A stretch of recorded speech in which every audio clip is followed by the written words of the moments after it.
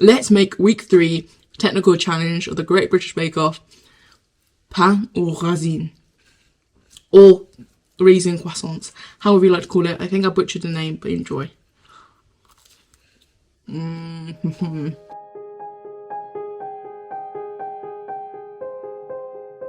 Hello guys, welcome back to week 3 of the Great British Bake Off technical challenge.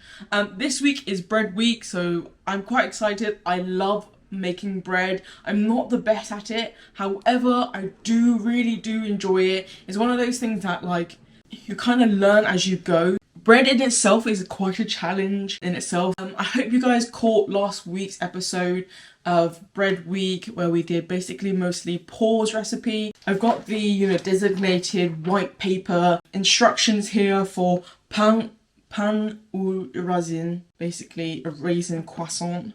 I will always butcher that name. Let's not dwell on that too much. There's a lot of things going on with this recipe this week actually, and it's going to take us 2 hours and 45 minutes, which is the designated time for the technical challenge. I didn't actually watch any of the contestants do it this week, purely because after finding out what the recipe was going to be, I wanted to really challenge myself because I do actually enjoy bread week. I actually enjoy making bread as well, so I feel like this might be up strengths rather than weakness. Last week was biscuit, definitely flopped that one.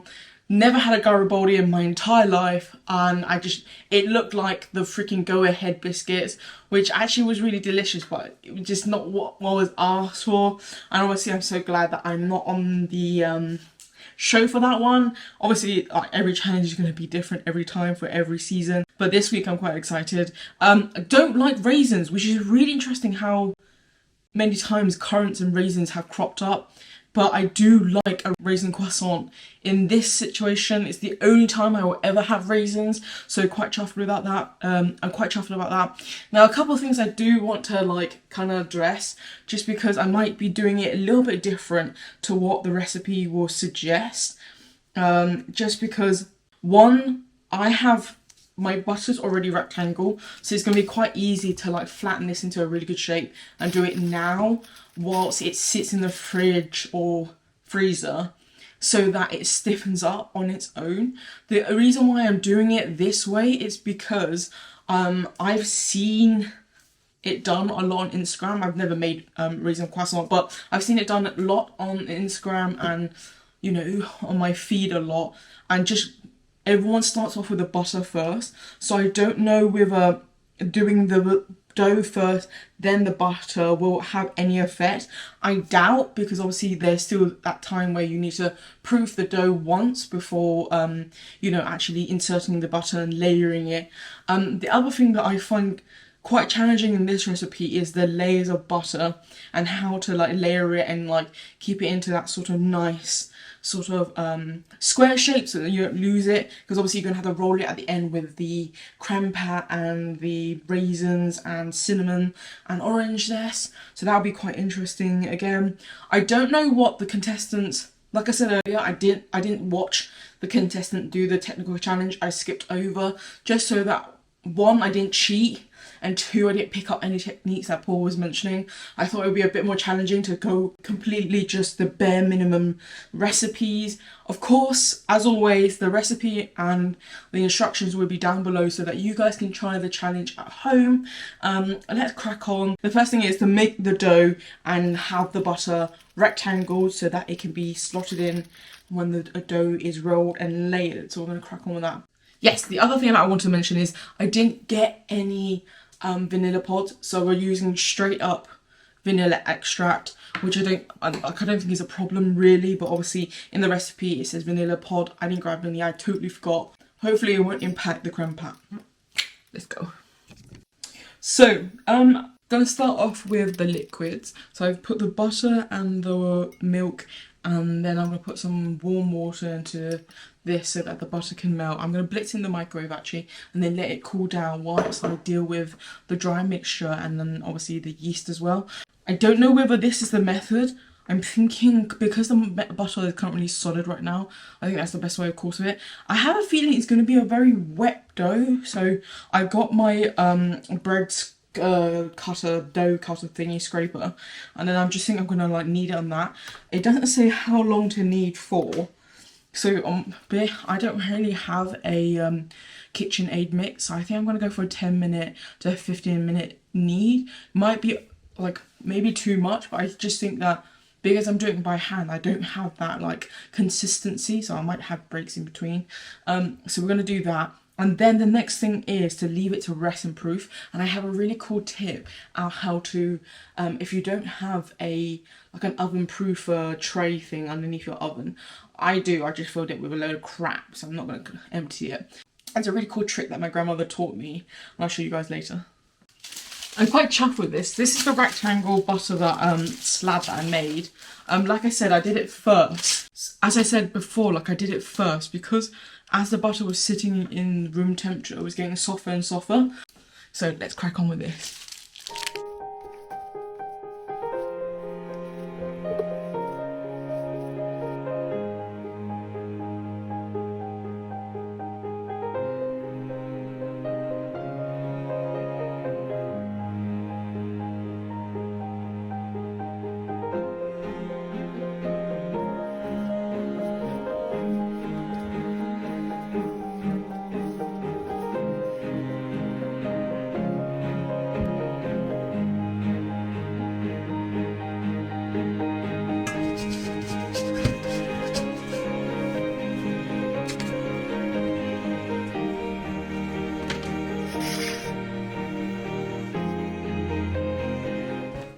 Okay, so the secret tip to having, and you probably can see it over there, but the secret to a proof environment is obviously warmth, moisture, and obviously oxygen. Now, something that my grandmother taught me was that if you didn't have a proofing drawer or a warm oven that can go down to such a temperature that it can proof and not kill the yeast, is having a really clean towel, just like a nice hand towel. This is a fresh towel, and you basically add like hot water to this. So obviously don't be careful not to scald yourself, but well, if you add hot water to this and obviously create an environment where it's warm, it's got moisture and oxygen, and obviously you're trapping the certain amount of oxygen inside for it to grow. And what you do is you just drape it over, keep it, and if you can, use either ceramic or metal bowl. Put hot water, like a kettle of water, careful not to burn yourself, and then put it on top, and then keep that air trapped and kind of warm. Keep it in a hot, warm place, like in the sun. I don't know how long to proof it for. That was the thing that I found really difficult to decide, because I think I'm well and truly past the 45-minute already. So I've got 2 hours left, and obviously there's going to be a number of proofing stages between. So I'm going to let the dough proof whilst I prepare the crème pat and the other. So the crème pat and the filling, so the raisins and stuff. Whilst I do that, I'm going to leave that to do its thing, and hopefully we'll be able to get the butter, start to layer it, obviously chill it, and then proof it again, just so that it puffs up into a nice croissant rather than a really flat one, which I'm kind of worried because of time. Really cool hack, try it out for yourself. Okay, so I'm going on to the next step. Actually, I'm just gonna make the crème pat whilst the dough is resting and proofing for a bit. I think roll out so it says once making the dough using the butter, place in the fridge or / freezer to chill.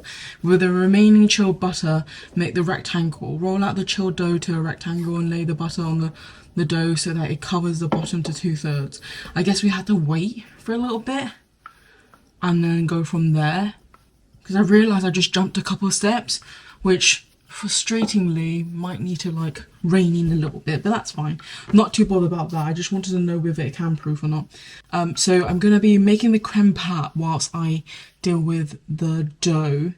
Okay, so sorted all that. So okay, I know I've like just said that I was going to start on the crème pat. I just want to run through the sort of thought process behind it whilst I am making it. So just based on the ingredients, I think what you have to do is heat up the milk, caster sugar, and the vanilla together so that the corn flour doesn't, because I know how the corn flour will work, because obviously we use it in Asian cooking. The corn flour will thicken the milk if I put it in first, and the egg yolk will scramble. So maybe mix the corn flour with the egg yolk, and then I think the process, don't get me wrong, I watched a lot of Paul Hollywood and Food Network to know that you have to temper the egg yolk so that it doesn't scramble. But I don't think I'm going to heat up the milk that high for it to scramble, but it might be a case of like having an overview of like both and then tempering at this right time. It did say on the instruction, it was just like make the creme pat and then roll and fold the dough 3 more times, chilling between each one. What does that mean? Yeah, I'm terrified now. Actually, I don't know what to do. I don't know what to do.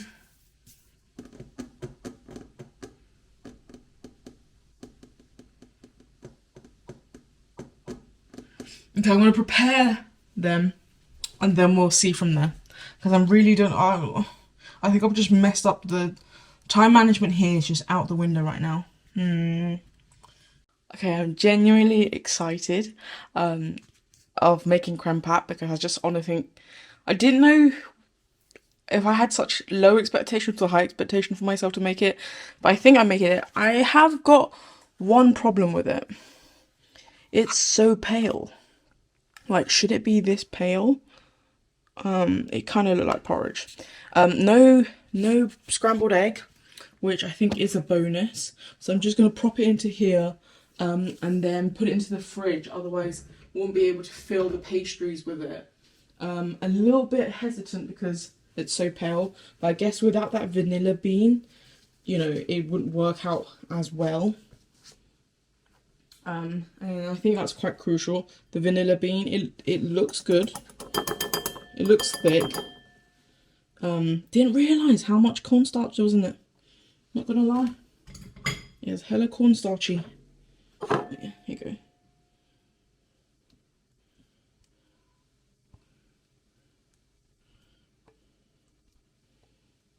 Okay. Does look like mucus a little bit. Not making it sound appetizing, am I? Yeah, quite happy about that. Quite chuffed. I guess it's easier than I thought.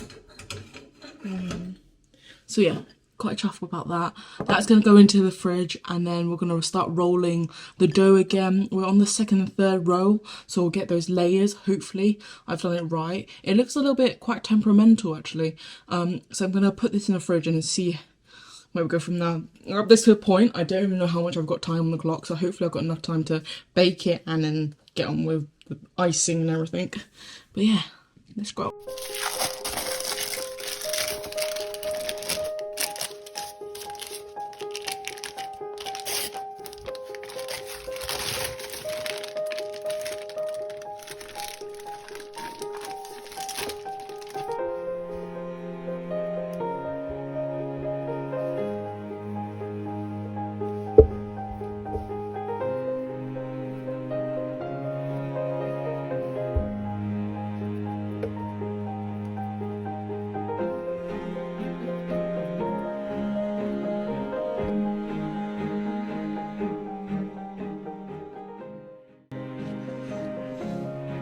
To be honest with you guys, I've never struggled this much with rolling, but because there's so much butter involved, I have to be really careful of ripping it and like not getting any tears.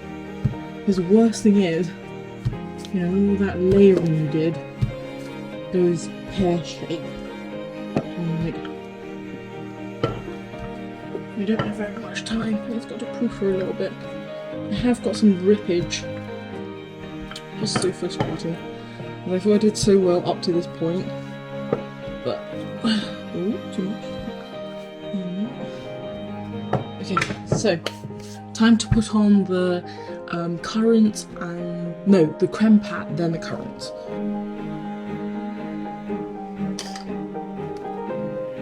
I've left a lip at the bottom so I can fold it.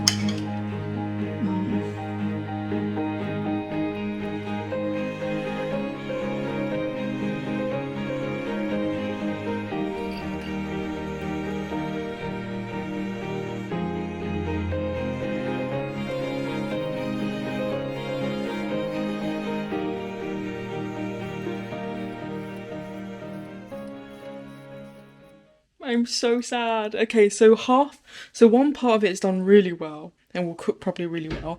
The other part, not so much. And you probably can tell as well, look. Ooh, not there, that down there.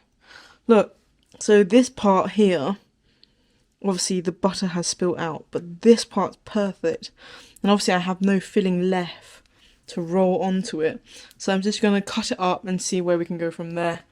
Just going to salvage it. Obviously, at the end of the day, I'm eating it, but obviously, like, I'm genuinely annoyed. So yeah, it looks good. By this rate, it kind of feels like a cinnamon bun, but it's not. I'm aware that I need to make 12 identical ones. I think that's going to be a real struggle today to make 12 identical. Not going to happen, is it? Because it's, like, already, like, melting. But oh well, we'll see from there. Get a knife. I'm going to cut the ends first and foremost. We'll cook those and eat those on their own. Again, those ones as well. We'll cook it. Yeah, a little bit annoyed. Don't know if I can salvage 12. Here is 6. They're quite big. Poor Hollywood, damn, now why is your recipe so big? Okay, I've cut them. I'm gonna leave them to prove. They are growing on their own, but like, I'm glad I proofed the dough a little bit, just so that it had some sort of weight, but they look, I don't know. They look fine. They look what I expect them to look like because of so much creme pat. So I don't know if I should have rolled them like, no, if I should have had a thinner layer, but they look like they've got the layering right. So you can see the layers I've created, which is great. What's not great is they look really messy. So hopefully we can kind it with a glaze and then go from there. I'm quite excited. I don't know. Looks so bad. I think my favourite one has to be this one. Like, that's the perfect one there. All of them just look really messy.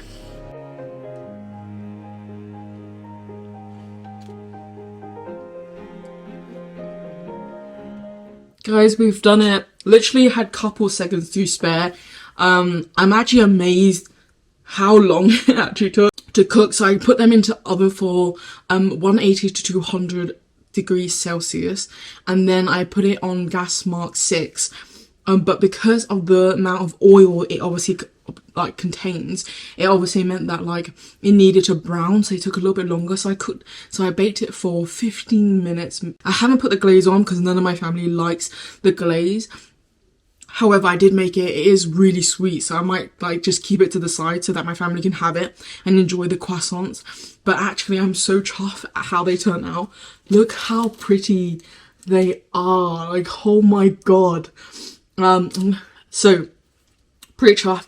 I did do 12 of them. They did come out fairly similar. We had some couple of dodgy ones, like this one had like a little bit of a spill, but I'm going to count it. I feel like Paul and Peru will be bloody chuffed, and I'm pretty happy with it.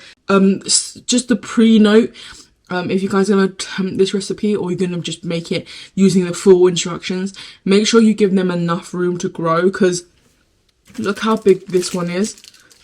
I can't even pick it up because it's so big. Like, look how huge this one is. It's the size of my bloody head.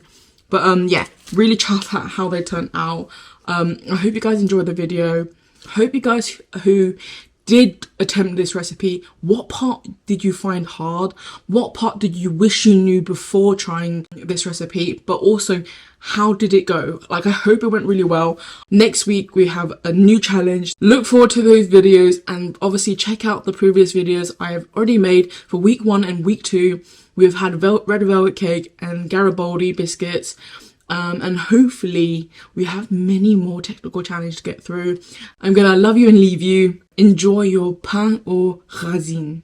A true test of a croissant or any pain au chocolat or pain aux raisin is that it's got that layers that you want going through the croissant, but also the way it tears. Oh yeah, look how it tears. It's got those layers that you want.